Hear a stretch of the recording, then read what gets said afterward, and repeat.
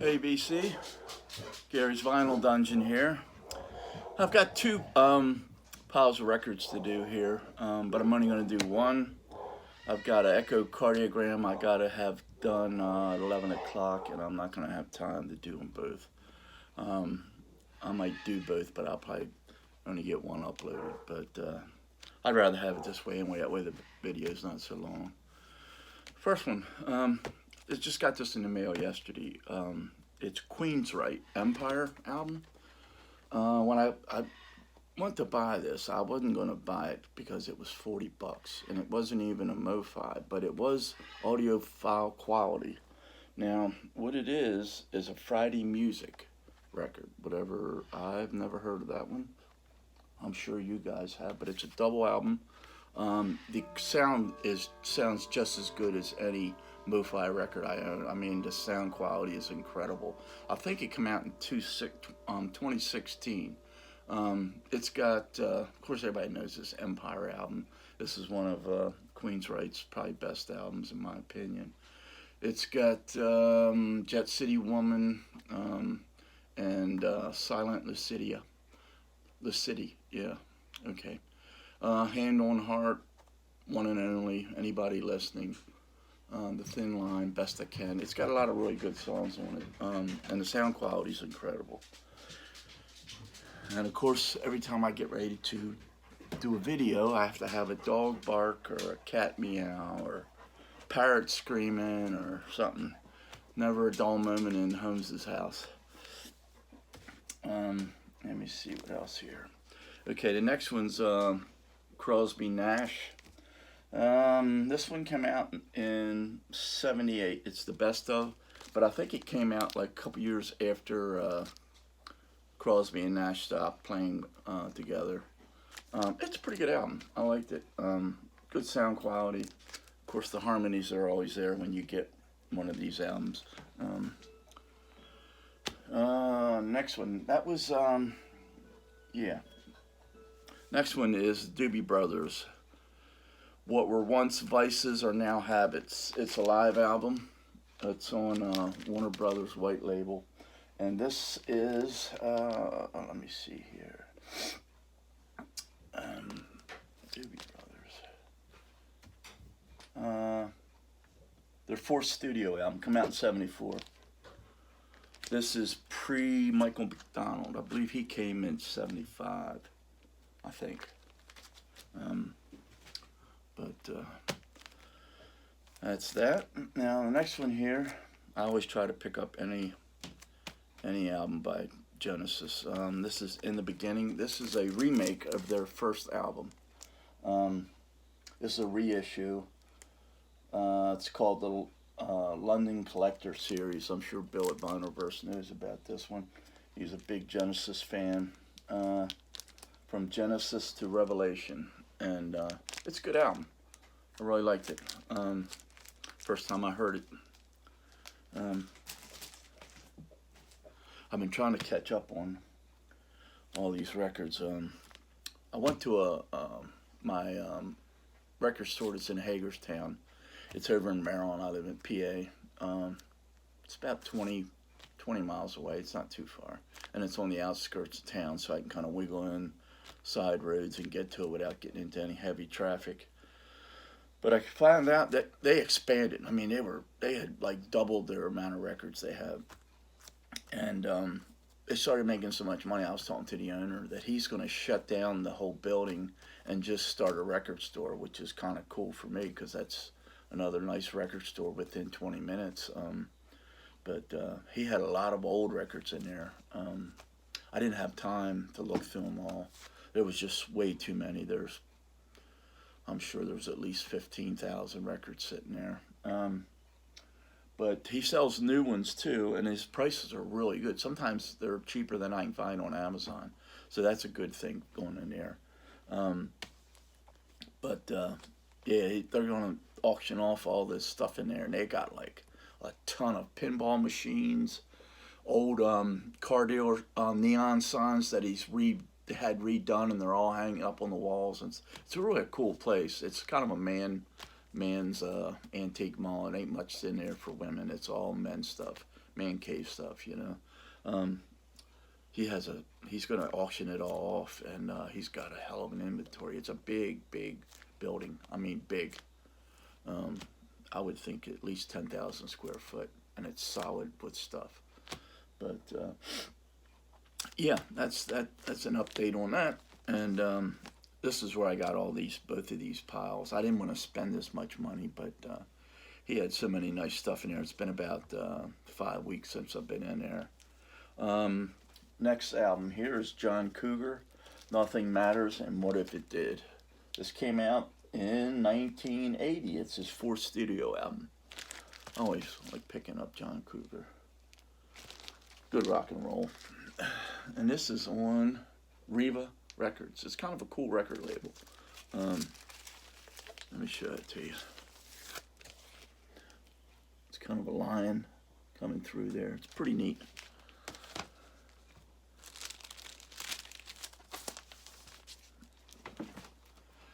Next one here is a George Harrison album. In all my travels around local record stores, I've never seen this album, so I had to pick it up. And it's a really good album. It's George Harrison album, and it's Gon Troppo. I guess I'm pronouncing that right, but it's on Dark Horse label. And it is his 10th studio album. And it's the last one that he does for 5 years, a 5-year hiatus before he makes another album. But I really like this album. It's kind of got some cool cover art. But yeah, it's a good album. I really liked it. Next two are singles. These were, you know, pretty reasonable in price. I think I thought I had the price tag. Yeah, they were like $8 or $9 each one of them. But these are Billy Idol singles. This one's called Don't Stop Billy Idol. It's got Mony Mony, Baby Talk, Untouchables, and Dancing with Myself, the long version. But yeah, this came out in '81, and this is his first live album that he ever did. And the other one's in '87. This is also a live album. All these are live recordings. And this is just Mony Mony live. It's at different places. But yeah, sounds pretty good for being a live album. Not a big fan of live. But some of them, you know, some of them are good. Grateful Dead I like live. Pink Floyd I like live. There's some groups I like hearing live. Even Rush is good live. But let's see. Next one here is Grateful Dead, Steal Your Face. This came out in '71, I believe. It's a live double album. It was in San Francisco. I think people have shown this one recently. I think I've seen it. But I was glad to pick up this. I like when I find a Grateful Dead album. Now the cover's not in the best shape, but the vinyl's in really good shape. It doesn't even hardly look like it was played, but it's even, you know, it's got a little ring wear, but it's a good quality album. And anytime I find a Uriah Heep album, when I'm out, I pick it up. Excuse me. Be honest with you, I've never even seen this one anywhere. I've never seen it online. I've never seen anybody show it. It's called Look at Yourself. It's on Mercury label. And it didn't disappoint me. It's a good album. And I only paid $4 for it, so you can't beat that. Let's see when this came out. This came out in '71. This was their 3rd studio album. This mirror thing here was a lot better condition, but now it's kind of scratched up and stuff. But the vinyl's in good shape. That's what I care about. Next album. This is the Outlaws. It's called Les Ombres Mallow, which I've never seen this album anywhere. Never heard of it. Came out in '82. It's their 7th studio album. It's on Arista label. I love the Outlaws. I went and seen them at least 6-7 times live, but I didn't particularly care for this album. It's more poppy than Southern rock, in my opinion. It's not one of the best. Now, I took a chance on these next three. I know who it was as soon as I seen the name. Clarence Clemens, who is the tenor saxophone player for Bruce Springsteen. And I said, well, I love hearing saxophone. And he's a good saxophonist. But I took a chance because I've never even knew he had his own albums out. But he was kind of taking advantage of the fact that people knew him from Bruce Springsteen, and he came out with quite a few records during the time he was with him. The first one I'm going to show you here, this is Samuel Clemens' Hero. Now this one's a good album. It's got Jackson Browne on it, and this is when he was dating, what's her name? Hannah. God, I can't remember her name. Anyway, she was in The Mermaid with Tom Hanks. Daryl Hannah, I'm sorry. But she sings backup vocals on this, on some of the songs. Yeah, this is a good album. I really enjoyed this, and the sound quality is excellent. Really nice sound quality. I got these in the order that I liked them, and the next one here was all right. I didn't mind this one. This is called Rescue, and when did this come out? Let's see. First one there, Hero was 85. This Rescue was 83. And this one's not bad. It's not as good as Hero, but it's not a bad album. Like I said, if you like saxophone music, I would suggest picking that up. The next one, I didn't like too much. I didn't really like it at all, matter of fact, to be honest with you. But this one's called A Night with Mr. C. This came out in '89. And they're in perfect condition. This one's in the best condition. And that's the one I didn't like as much. But when records aren't as good, people don't play them as much, obviously. Well, that's all I have for you. I just want to do a quick video. I wanted to do this Sunday. One into severe low blood sugar, as per usual. One I'm getting ready to do a video. And I had a hard time coming out of it. My blood sugar has been crazy lately. And they listened to my heart the other day. I had a heart doctor appointment, and they said that some changes were there with my, I've got a valve leaking, and they wanted to do an echo on it to see what's going on. Because I've been complaining about being out of breath and having this like a low, cough all the time. And sometimes that's from fluid building up. But gotta do what you gotta do. Go get one done. I got 11 o'clock appointment. Luckily, I live 2 minutes from the hospital.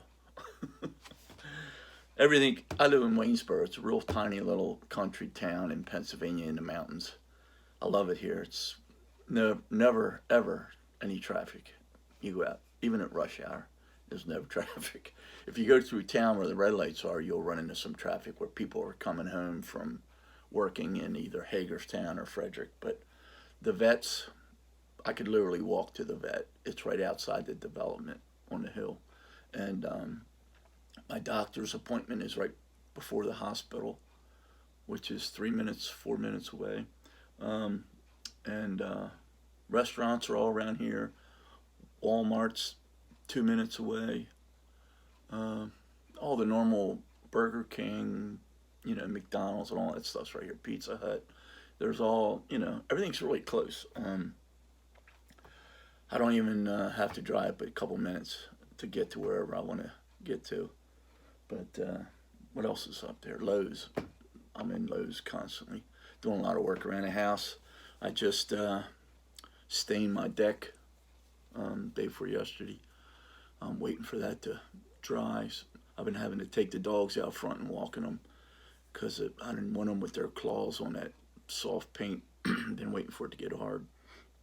And then I'm going to start the railings, doing that. I had to wait till it got cool. Man, I can't stand being out in the heat. I was out there yesterday, took a load of brush that I've cut down. There's a pine tree I'm going to cut down, and my wife said, no, stop doing that, because she thinks there's a bird nest in there. And I wanted to wait till it got a little cooler, and then I'll cut it down, because then I know there's no baby birds in there. But it got some kind of disease. It started dying from the bottom up. I sprayed it with different things and did put all kind of fertilizer on it, trying to get it to, come back. I'm thinking it had something to do. I'm not sure if it's a disease. I didn't have a tree guy come out. But I put the shed like in front of it, big shed, and not even thinking that it probably cut off a lot of the water supply to those roots. But I always tried to water it a lot, knowing that those roots, that but certain roots feed certain branches, how trees are.